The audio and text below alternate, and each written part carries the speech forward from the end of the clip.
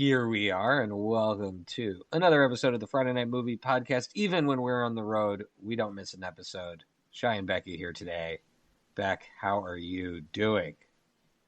I'm pumped. I'm good. I had a great movie watching weekend. I just came out of like a great, movie experience weekend. So I'm in a pretty good mood. Yeah. That's great. Okay, Yeah. okay. We'll get I'm also into that. not on the road, which puts me like double in a good mood. Oh, okay. Well, I like being on the There's road. a bit of a Where's Waldo game right now with you. Because I was in three places yesterday. I was in Phoenix, Arizona, for the wrapping up of the Phoenix Film Festival, which is awesome. I'll talk about that in a minute. Then I flew to Moline, Illinois, a place I'd only heard of before in the movie Diggstown, because it's referenced in the backstory of the characters. And then from Moline, I picked up a Turo car in the parking lot and drove it an hour and a half to Dubuque, Iowa. Bless you. So the Dubuque, Iowa. best way to get to Dubuque, Iowa is to fly into Moline and drive an hour and a half?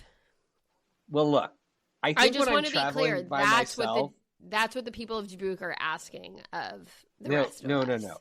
When I'm traveling by myself, I admit that I'm a little more lackadaisical about all the travel details. Like when I'm traveling with you, I'm in like full have everything ready mode. Lest Becky. Yeah, wait. You better have a travel memo for me prepped in my inbox. Travel memo. 36 hours before. I'm just departure. winging it on my own. And I'm definitely not reading the email instructions. I don't want to be disparaging to the town of Moline, but when you sent the text taking off from Moline, I thought to myself, what a weird autocorrect. I wonder where he's actually going. That's not a place. That's what that other people were like. I got other text messages from people who just said, "What's that?" Well, because you wrote it to a group, like a work chat, as if this was a place that we go to. Taking off for LA, taking off for Austin. You know what I mean? And yeah, so you wrote taking off for Moline, and I wrote, that's a weird autocorrect for DC. I just assumed you were coming home. Maybe I was like, maybe he meant to write Dulles, and there was like a weird typo. So the Julian Dubuque Film Festival, it takes place in Dubuque, Iowa, which is, by the way, what an amazing vibe. Like I showed up at the hotel at 11 o'clock. Everyone's still hanging out. All the filmmakers, everybody, great vibe, great reception, wonderful people here. They send out lots of really great, helpful instructions about the festival, including where you should fly into, where they offer free shuttles. But those places are Cedar Rapids and Chicago. So everyone I ran into that was going to this festival was like, "Oh, which airport are you flying into? Cedar Rapids or Chicago?" I'm like, "Cedar Rapids or Chicago? I don't know." I went on Google Flights and looked at where's the closest town. I can get a direct flight from Phoenix. Well, it turns out Moline, Illinois, there's an airport in Phoenix that is not the Phoenix airport. It's some other airport that only has one airline, Allegiant, and Allegiant flies to places in the Midwest. How are you still alive right now? Like, aren't those the planes that crash? Like, how are you still alive? No, it was definitely They're like small plane went down in a field in Iowa. So that's whatever airline you just took. I will say this. I did not know until I was talking to people from Iowa that Buddy Holly's plane, I think, went down. Did somebody have to go outside and like start the propeller with their hands, like pull down on the propeller to get it moving? Yeah. Was this a walk outside on the tarmac situation, Canary Island style? In fairness, it was bigger. It was bigger than Clear Lake, Iowa. So yeah, Iowa is where the plane went down. It was bigger than the planes that you would take from like Newark to DC. So it was, but it was like one of those Frontier planes. Like the seats didn't recline, and it was a 3-hour flight. So but I didn't follow any of those instructions. I just looked for what would be the fastest from where I was coming, and I ended up in Moline, Illinois, where I couldn't get a rental car, so I had to do a Turo. So then I had to wander into the parking lot, and they said, "Oh, it's in the long-term parking lot." I figured, like, how big could this parking lot be? Sorry, you had to do a Turo from the airport? So it wasn't a rental car. It was just some I called this really nice guy up. And he just left his car for you in the parking lot of the airport, and you went and borrowed it. Yeah, and it has like auto lock because it's like remote. And I put my stuff in the car, and then the car, like, I tripped some security thing, and then the car locked all of my stuff in the car. Thank goodness I had my phone because I was able to call them to have them unlock it. Listen, I am not a fan of connecting flights, but I actually think this is the scenario where taking a connecting flight to a real airport would have been worth the trouble. It would have been worth the risk of delay. Let me tell you something. The people who flew to Chicago and Cedar Rapids were super delayed. The Cedar Rapids flight was 3 hours delayed, and the Chicago people who left after me left before me, arrived after me. Wow. So I look like a genius. So you actually are looking like a genius with your... And I also want to note that today I'm wearing my Dan Byrne t-shirt. Wow. Don't let your heart get broken by this world. Isn't that about Albuquerque? It's about Albuquerque, but where was Dan Byrne from? Iowa. So I'm going to wear this here in Iowa. Oh, that's cool. So I feel like that's pretty cool. That's a great shout out. So I have a whole bunch of movie things to talk about, but do you want to tell us a little bit about yours first? Yeah. Did Lily talk about Project Hail Mary last week? Because I wasn't on. Did you guys chat about honestly, that? I don't 100% remember. We're moving very fast these days. Look who doesn't listen to their own podcast. It's just hard to keep track. Because I don't know what she talked about. It's hard for me to keep track, but you should talk about it. Okay, so what I know is that she went to go see it, and I texted her and I said, hey, is this something I can take my kids to see? Like, is it appropriate for kids? And she said, yeah, there's nothing about it that's inappropriate for kids. It's just long. So she's like, I don't know that my kids would have the patience to sit through it. But my kids, we have been training them since like a really young age. They've done the Lord of the Rings movies. We've done a whole Avatar movie in one sitting. And then, in fact, we did, the night before Project Hail Mary, we did Way of Water. And we watched all of Way of Water in one sitting. And I was like, okay, my kids can now truly sit through a 3-hour movie. Hail Mary is about 2.5. Previews, we can do this. So I decided to take them to see it. And I will say, like, it's completely appropriate for kids. Like, there's nothing inappropriate or too scary about it. Absolutely, little kids can watch it.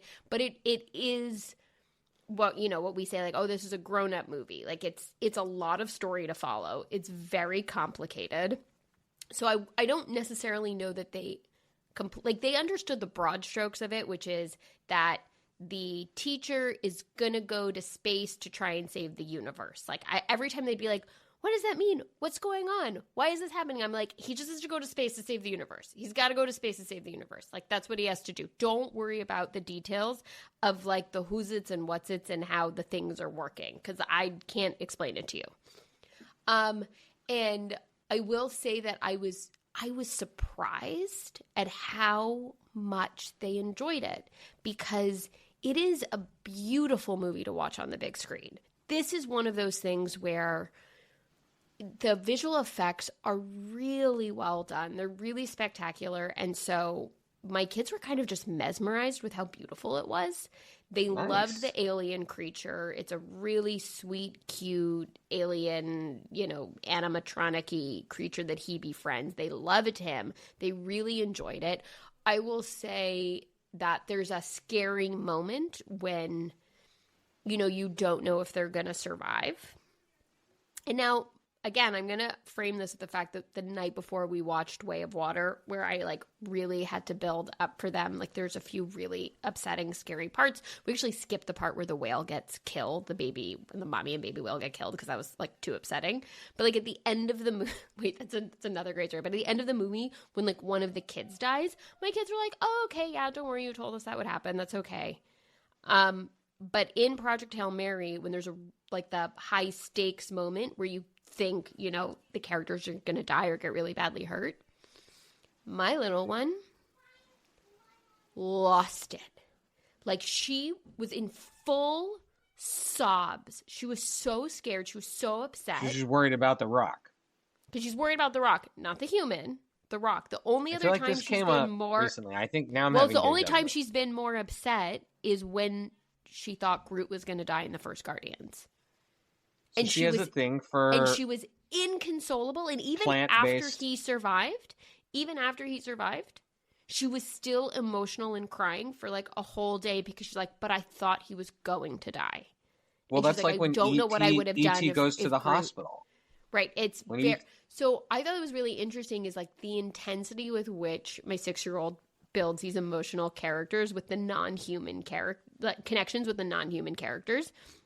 And Project Hail Mary really nailed that for her connection to that character. It was really beautiful. It was really it was really long, which is just kind of what these movies are like. So I went into it, I was fine with that, but I was a little bit surprised with some of the choices where they decided to keep it really long, because I was like, oh, this feels like information or a scene we could get through maybe a little bit faster. Like maybe we can make the movie 2 hours and 34 minutes instead of 2 hours and 36 minutes here.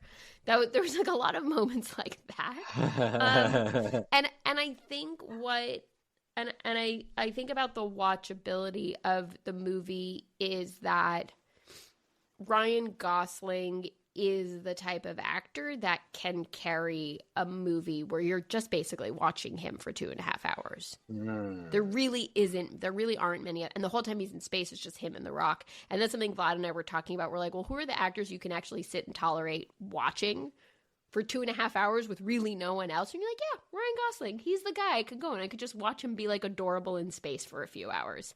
That's great. So I wouldn't say it's like, I didn't walk away from it going, oh, I'm going to watch this over and over again. But I walked away from it feeling like, yeah, that was worth the experience of going to see it in a movie theater. And the fact that my kids paid attention and loved it. My older one loved it. She was so affected by the story. She was so into it. I was surprised. Out of the 4 of us, she was the most into it. That's great. Quick little story from the night before. I love a situation when the kids. I loved it. I love getting them excited about my question is things that aren't just regular kids movies. More epic. Where does Project Hail Mary compare to Flight of the Navigator? Because when I see the commercials, all I think about is Flight of the Navigator. I don't know. And would you show your kids Flight of the Navigator, which is like Flight of the Navigator. A kid basically like gets kidnapped by an alien for 20 years. No, I don't think I've seen Flight of the Navigator. Flight of the Navigator from when you were a kid? The little kid, he goes out on his bike or something. It's like an E.T. knockoff. I mean, I know it, but I know what the movie is, but I don't have like a memory of it. I don't know. My kids also recently saw Temple of Doom, and I bet your older daughter loved that. I bet she's like out trying to pull hearts out. I came home and she was like, eyeball soup. There was eyeball soup. She loved it. She's like, and then their faces melted. Whatever happens. She's like, it was crazy. No, okay, but quick little story from showing my kids Way of Water, which was Avatar Way of Water, which I love these movies. It's so much fun for me to show it with them. I'm like, going into it, I was like, I don't know, can I really watch this movie again? Turns out I can. I can watch it.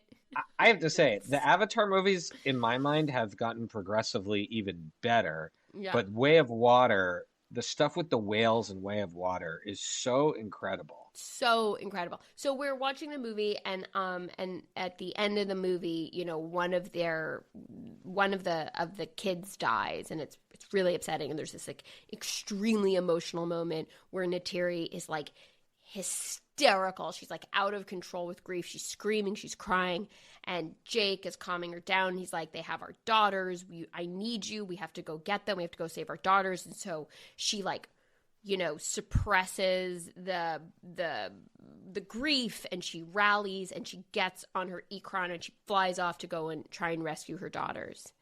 And in that moment, my little one, she just looks at me and she goes, Mommies really have to do everything. And I was like, yeah, if there's one lesson from this movie, that is the takeaway. Mommies have to do everything. That is right on.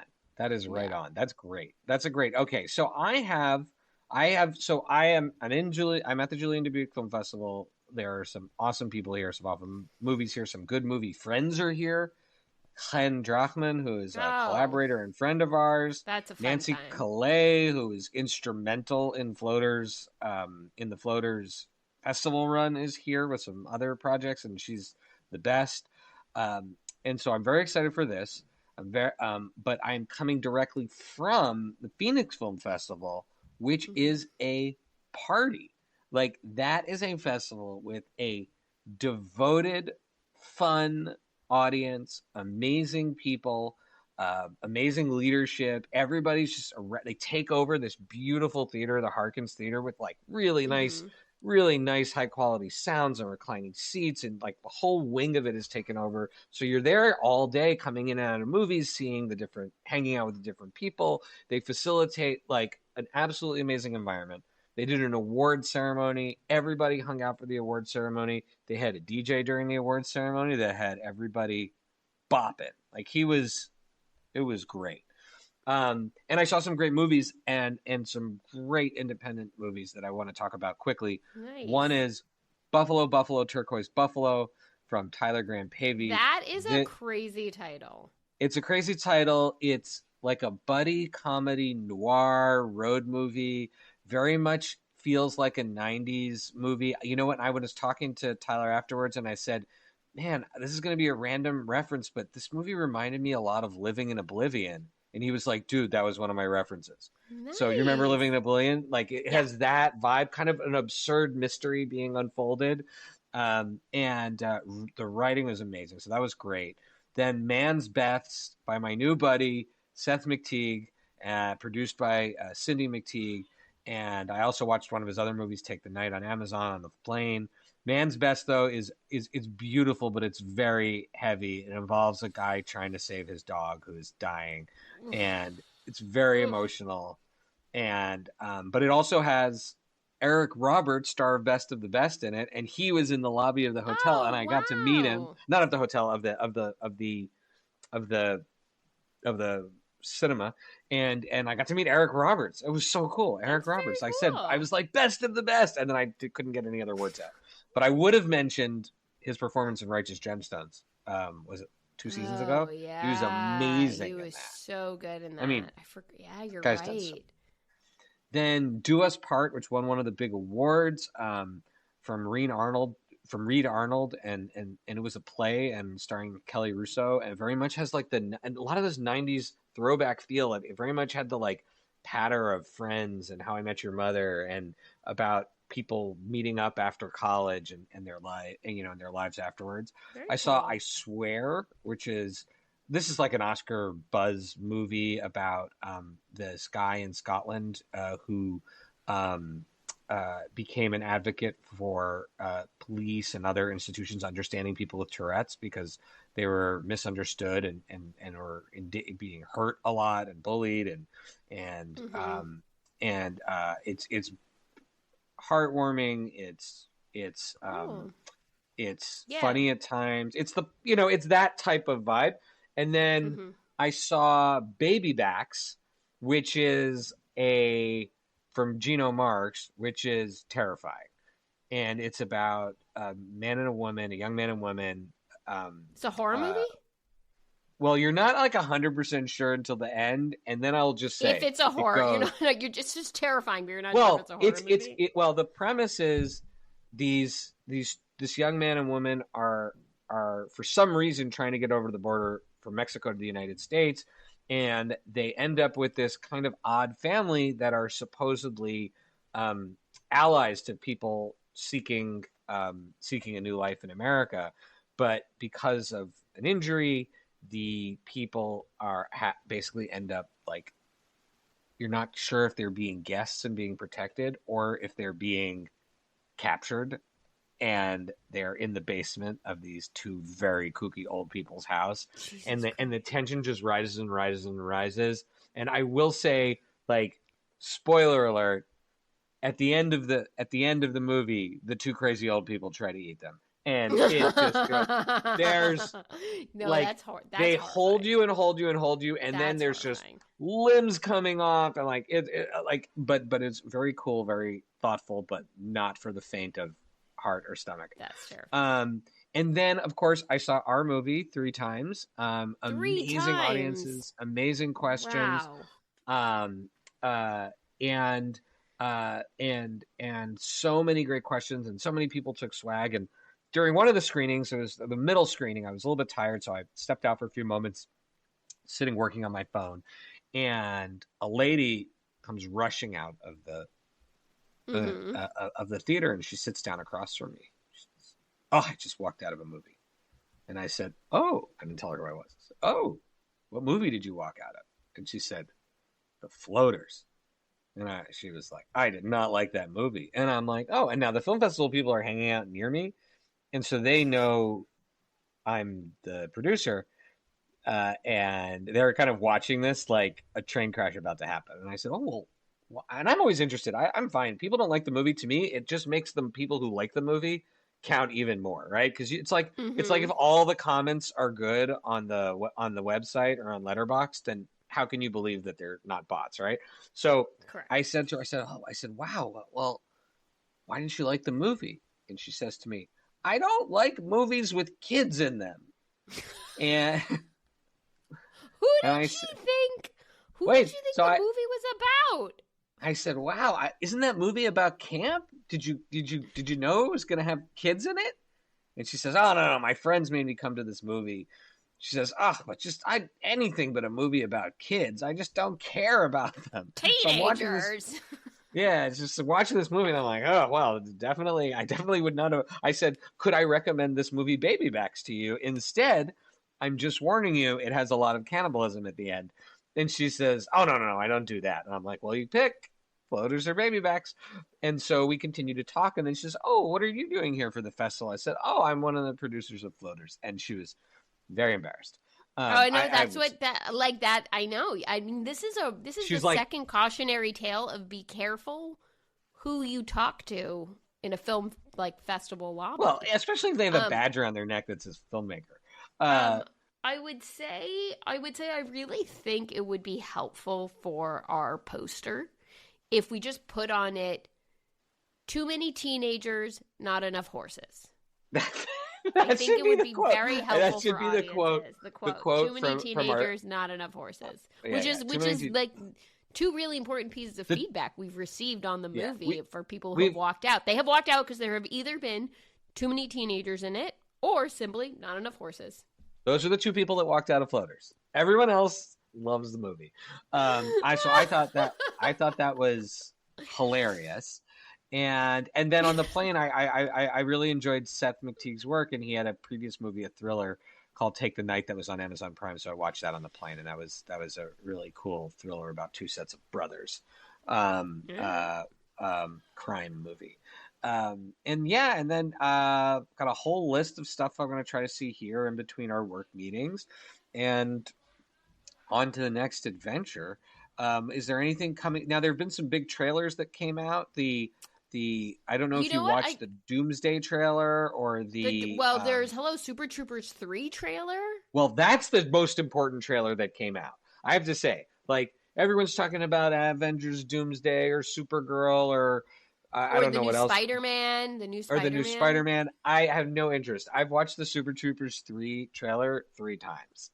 We saw the new Dune trailer when we were at Project Hail Mary. We saw the new Dune trailer, and my kids were freaking out because, again, they haven't. I think they've seen the whole. They've seen the 2 Dune movies. I've watched that with them. I'm telling you, for every hour my kids spend watching Hannah Montana and iCarly, I have made up for it by having them watch epic movies. That's great. That's great. I feel like I'm at least matching the number of hours they spend watching, less sophisticated movies. That's amazing. Shows. But there's some really great trailers. It almost I'm getting a little bit anxious about just making sure I get to watch all of these movies when they come out. It's a lot to put on my calendar. Super Troopers 3 I'm extra stressed about because that's not we're gonna be probably in Spain when it comes out, and I don't think that's gonna be playing in Tenerife. And I feel like I might just have to buy tickets to it to support the movie. Make my wife take my kids, because I've now watched the first 2 movies with them, and they're I think they think they're funny but annoying. Whereas for me, I'm this is comic genius. Yeah. They're you want to know what your dad laughed at in college? Yeah. Although I love the premise of the new one, which is that Farva is marrying Thorne's sister is like it's good. They're breaking form a little bit, and it's more character based, which I really like. And it's just like a natural progression. I mean, it's I'm so happy that they got a third movie, but I'm also like, sorry, who gave them a third movie? No, the second movie is great. The second movie is great with Rob But also, Lowe. this is also one of the scenarios where we are benefiting from the laziness of Hollywood and the unwillingness to take a risk. Because for every dumb reboot and whatever, we're now getting another Super Troopers, which is going to be hilarious. Like, Super Troopers 2 is so funny. I have every belief Super Troopers 3 will be amazing. So, yeah. Okay, with that, another episode of Friday Night Movie, rocking and rolling from the road here. Love you.